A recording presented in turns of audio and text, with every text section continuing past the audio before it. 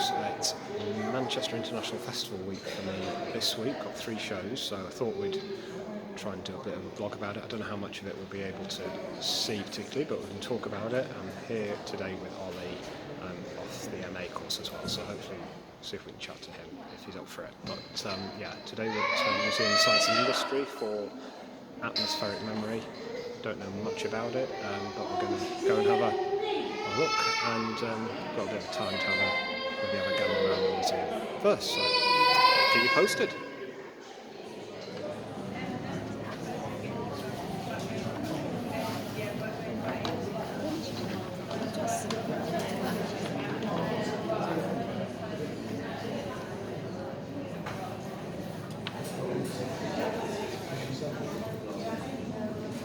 So that's the venue behind us for atmospheric memory, which I think you can't really tell from here, but it's a shed load of shipping containers that's been installed for the duration. So this is Ollie, who's on the MA with me, which I don't think I've spoken about much on the vlog, but we're seeing 3 shows this week.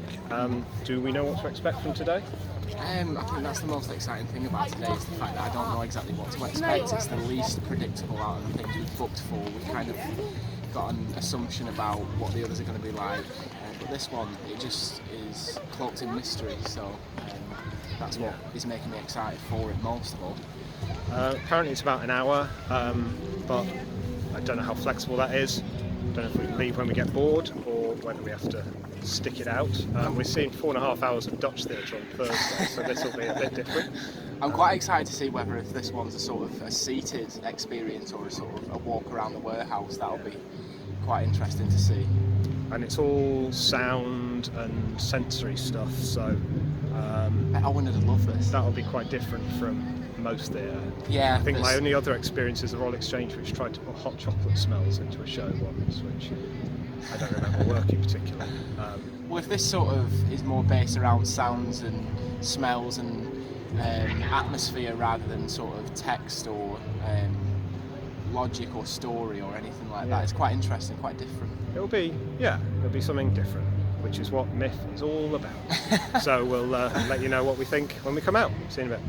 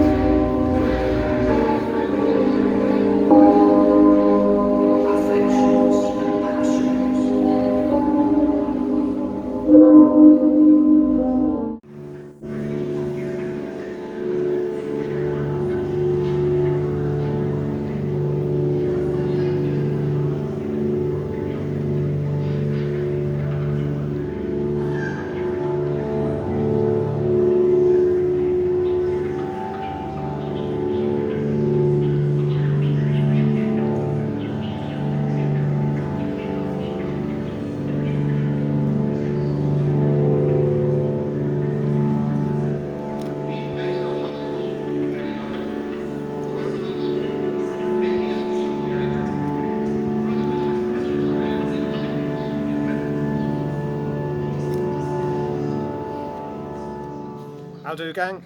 That's Ollie behind my hand, and so you've just seen some bits from Atmospheric Memory that we saw on Tuesday. So, Atmospheric Memory, to my recollection, was an installation of varying degrees of sort of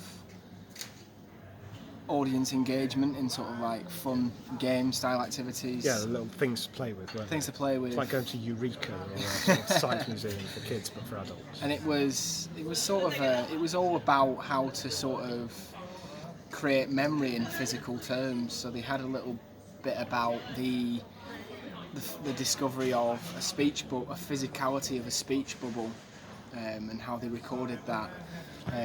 They had an ice wall where you could speak into it, and then the purpose of that was to make things that you wanted to disappear, you would say into the speaker and they would disappear in the ice text. Yeah, so to me it felt like it could have done more.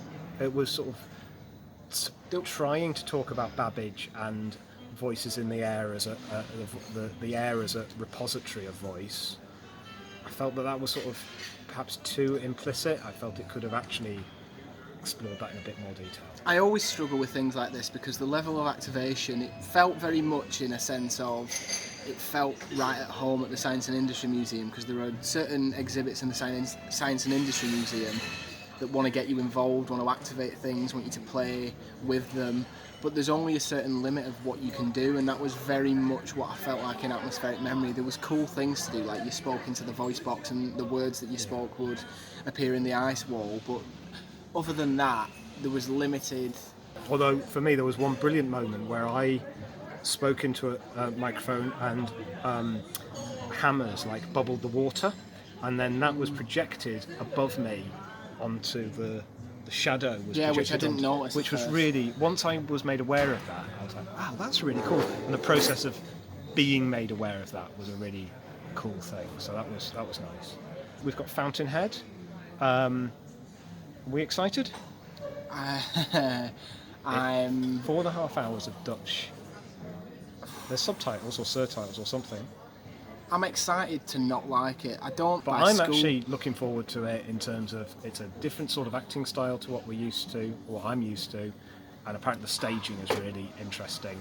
So yeah, we're going to be very well behaved.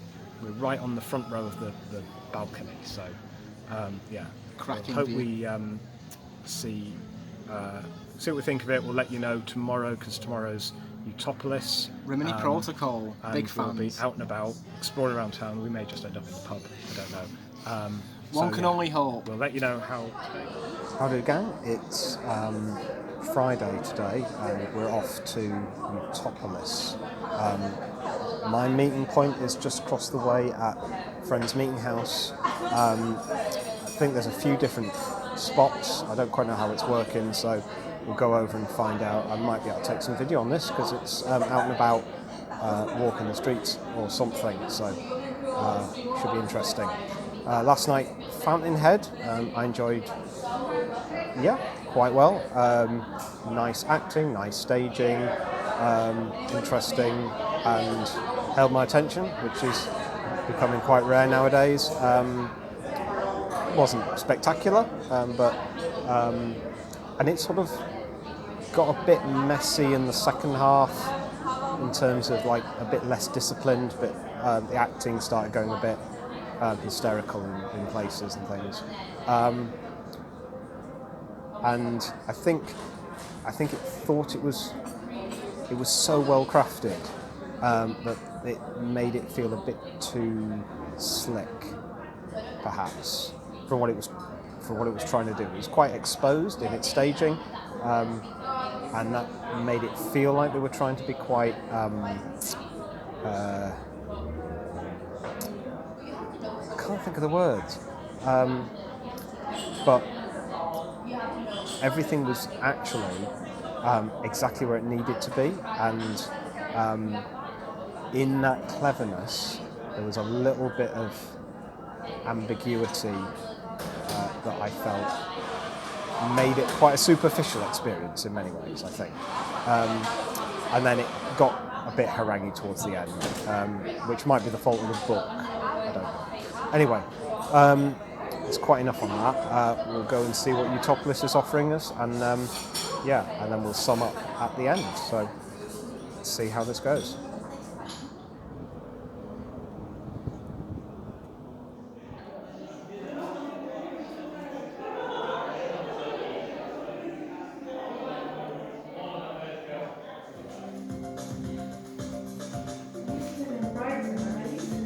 How often do you debate political questions with your family or friends?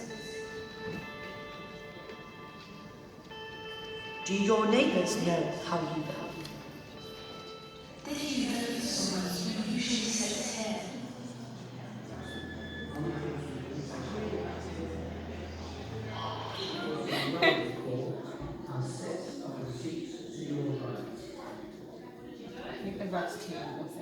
Fraud. Yeah, just a bit of money laundering, nothing wrong. It's all gonna go.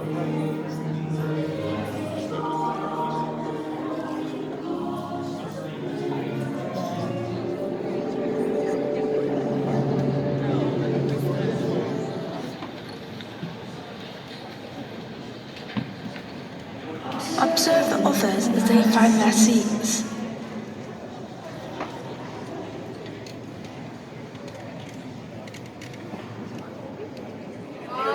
If somebody passed away or something like that, that money wouldn't be passed on down. It would just go into some And I said, to make the world better. is there any chance of you getting some more? I think the next revolution is the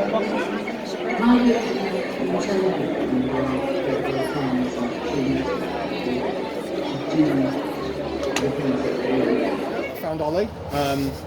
We've been Milling about the madness. So we sat through a chunk of Fountainhead yesterday, and we sat through a chunk of, we stood and strolled through a chunk of Utopolis tonight. I liked Fountainhead. I think I mentioned, I can't remember what I said before. I liked Fountainhead. It was fine.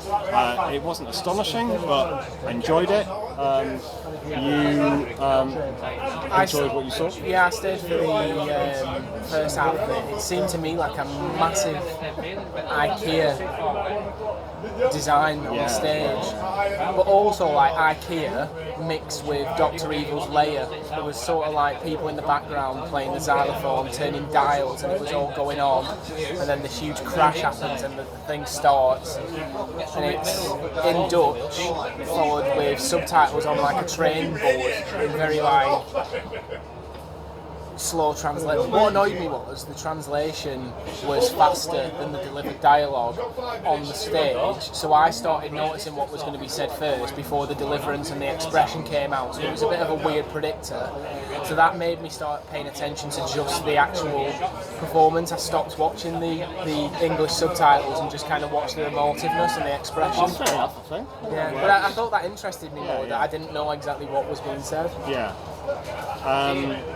But it's very stylish, lovely acting, and it held my attention, which, is quite rare. Yeah, for sure. My show. And then Utopolis tonight, if I had to pick 2 words, you had to pick 2 words for Utopolis?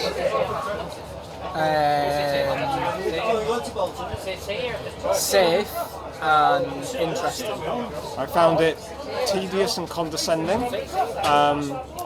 But it's, I was able to think of those 2 words while watching the show because the show didn't hold my attention at all. But I met a really, really cool group of people, and who some of them we might keep in touch with. But yeah, so the bits where I was able to just chat to the gang that we were mooching around Manchester with was really nice. So yeah, good success. Have you seen anything else at MIFF, or is that you done now? Got Skepta next week, but that's it so far. Exciting. Okay, cool. I can't afford Skepta, well out of my price range, and he probably wouldn't have me anyway. So yeah, so we're going to wrap up for this. Far too much of us talking, not enough of us seeing things, but it's a bit of, I've had a few glimpses of Utopia, and you've seen a bit of atmospheric memory, which we enjoyed as well. So I don't know. All around. I have no idea what I'm vlogging about next week, but there we go. So I'll see you, in about a week or so, and you'll see Ollie at some point in the future. Night night.